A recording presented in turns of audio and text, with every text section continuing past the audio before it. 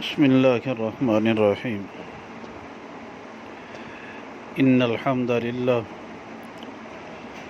والصلاة والسلام علی من لا نبی بعد اما بعد عقیدہ ختم نبوت کے بارے میں حدیث نمبر 139 بیان کی جا رہی ہے۔ یہ حدیث مبارکہ کنز العمال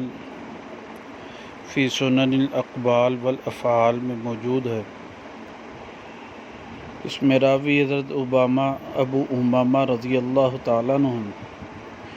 نبی پاک صلی اللہ علیہ وسلم فرمایا وزنت بامتی، میرا وزن کیا گیا اپنی امت کے ساتھ، فوضعت فی کفتی، مجھے ایک پلڑے میں رکھا گیا، وامۃ فی کفۃ، اور امت کو ایک پلڑے میں، فرجعت بامتی، میں اپنی امت سے اس پلڑے میں غالب آ گیا، بڑھ گیا۔ ثم وضع ابو بکر مکانی، پھر مجھے اتار کر میری جگہ ابو بکر رضی اللہ تعالیٰ عنہ کو رکھا، فرجع بامتی، پس وہ بھی میری امت پر بڑھ گیا۔ ثم وضع عمر مکانہ، پھر عمر رضی اللہ تعالیٰ عنہ کو رکھا گیا، پس وہ بھی غالب آ گئے۔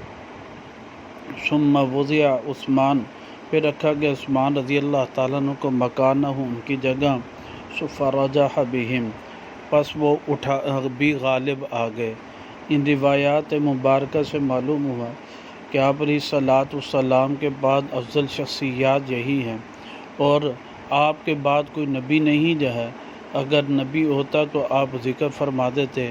یہ جب افضل ہیں کائنات میں، یہ پیغمبر نہیں ہو سکتے، تو آپ کے بعد آنے والی کوئی بھی فرد، کوئی بھی شخص جو ہے وہ پیغمبر نہیں ہو